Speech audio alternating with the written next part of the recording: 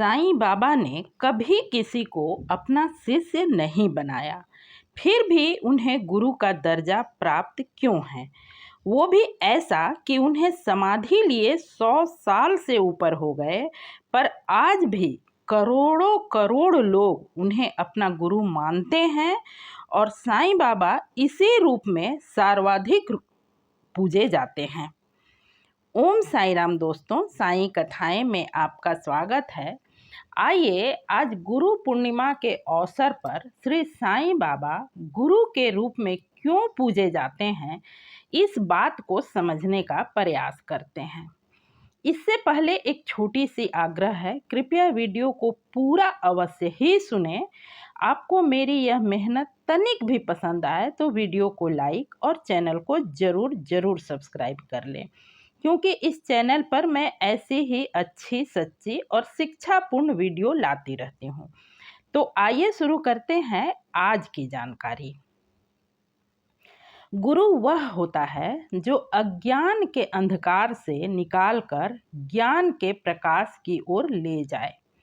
हमारे भारतीय परंपरा में गुरु को गोविंद के समान माना गया है, लेकिन क्या कोई व्यक्ति बिना किसी गुरु दीक्षा, शिष्य या आश्रम के भी गुरु हो सकता है? यदि ऐसा कहें तो साईं बाबा इनका सर्वोत्तम उदाहरण है। उन्होंने ना तो किसी को विधिवत शिष्य बनाया, ना किसी संस्थागत शिक्षा पद्धति को अपनाया, फिर भी करोड़ों लोग उन्हें आज भी सद्गुरु के रूप में पूजते हैं और अपना जीवन सफर में सच्चा गुरु मानते हैं। आइए समझते हैं इस रहस्य की गहराई को।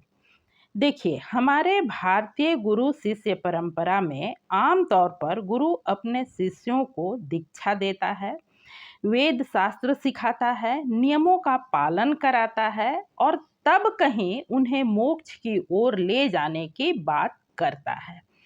लेकिन साईं बाबा ने इस पारंपरिक ढांचे को तोड़ा। उन्होंने किसी को औपचारिक रूप से दीक्षा नहीं दी, फिर भी उनके शब्दों, व्यवहार और चमत्कारों से लोगों के जीवन में वो क्रांतिकारी परिवर्तन हुए जो किसी जप, तप और नियमों के पालन से भी होना संभव न था। यदि हम हेमांड पंत का ही उदाहरण लें, जिनका असली नाम गोविंद रघुनाथ दाभोलकर था, बाबा से परिचय होने से पहले वे एक तर्कशील और संशयवादी व्यक्ति थे, लेकिन बाबा के दर्शन और उनके गूढ़ वचनों ने उनके भीतर ऐसी लौ जगाई कि वे ना सिर्फ साईं बाबा के अनन्य भक्त बने, बल्कि बाबा की जीवनी, उनकी लीलाओं को लिखने वाले प्रमुख व्यक्ति भी बने। यूं तो श्री साईं के अद्भुत अलौकिक जीवन पर प्रकाश डालने का सराहनीय काम उनके कई महान और विद्वान भक्तों ने किया है, पर साईं ग्रंथ का दर्जा हेमांड पंत द्वारा लिखित साईं सचरित्र को ही प्राप्त है। इतना ही नहीं, उन्होंने स्वयं बाबा से कभी शिष्यत्व ग्रहण नहीं किया, फिर भी वे उनके सबसे बड़े प्रचारक में से एक हैं। आज भी बाबा की लीला, उनकी कीर्ति के गुणगान की अलख श्री साईं सचरित्र के रूप में देश में ही नहीं, पूरे संसार में जगा रहे हैं। साईं बाबा का आचरण ही एक सच्चे गुरु का प्रतीक था, क्योंकि वे निरंतर ही दूसरों के दुख हरने में लगे रहते, चाहे वह हिंदू हो या मुसलमान, अमीर हो या गरीब। उनकी वाणी में शांति, संयम और सच्चाई थी। वे कोई उपदेश नहीं देते, लेकिन उनका जीवन ही सबसे बड़ा उपदेश बन गया। साईं बाबा के दो ही मुख्य उपदेश थे, श्रद्धा और सबरी। इन दो शब्दों में ही उन्होंने जीवन का सार समेट दिया। उन्होंने ग्रंथों के बोझ या कर्म कांडों की जटिलता में भक्तों को नहीं उलझाया। उन्होंने सिखाया कि सच्ची भक्ति बिना शिष्य बने भी संभव है।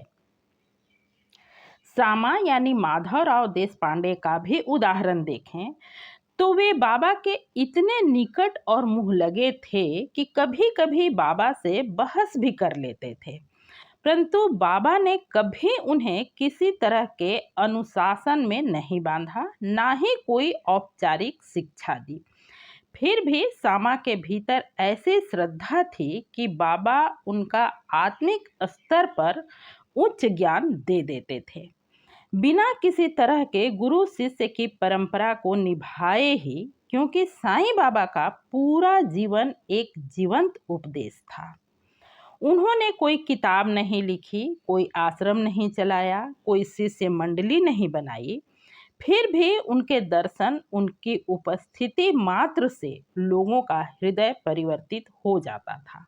और जो लोग आज भी हृदय में साईं को बसाकर तहे दिल से उन्हें अपना गुरु, अपना मार्गदर्शक मान लेते हैं, उनके जीवन में, उनके मन में सकारात्मक परिवर्तन हो ही जाता है। यूं भी गुरु शब्द का शाब्दिक अर्थ ही होता है गु यानी अंधकार और रू यानी प्रकाश। जो व्यक्ति दूसरों को अज्ञान के अंधकार से निकालकर ज्ञान की ओर ले जाए, वही सच्चा गुरु है। साईं बाबा अपने पूरे देह काल में यही कार्य तो करते रहे। उन्होंने जाति, धर्म, पंथ से ऊपर उठकर लोगों को आत्मा का ज्ञान देकर आंतरिक प्रकाश को प्रज्वलित किया। वे अक्सर कहा करते थे, मैं किसी का गुरु नहीं, ना कोई मेरा शिष्य है, सब मेरे आत्म संतान हैं, मैं बस माध्यम हूँ ईश्वर और उनके बीच। साईं बाबा ने गुरुता को किसी सीमित परंपरा या प्रक्रिया से मुक्त कर दिया। उन्होंने सिखाया कि सच्चा गुरु वह होता है जो प्रेम, करुणा और आत्मज्ञान से तुम्हारा हाथ थामे, बिना यह पूछे कि तुम कौन हो, किस धर्म या वर्ग से हो। और इसीलिए बिना किसी को शिष्य बनाए ही वो सदी के सबसे पूज्य सद्गुरु बन गए। तो कैसा लगा आज का यह विषय, कमेंट करके अवश्य ही बताएं। वीडियो जरा सी भी पसंद आई हो तो चैनल को अवश्य ही सब्सक्राइब करें। पूरा वीडियो सुनने के लिए हार्दिक धन्यवाद। मिलती हूँ फिर से किसी ऐसी ही अच्छी, सच्ची और जानकारी पूर्ण वीडियो के साथ। तब तक के लिए ओम साई राम, नमस्कार।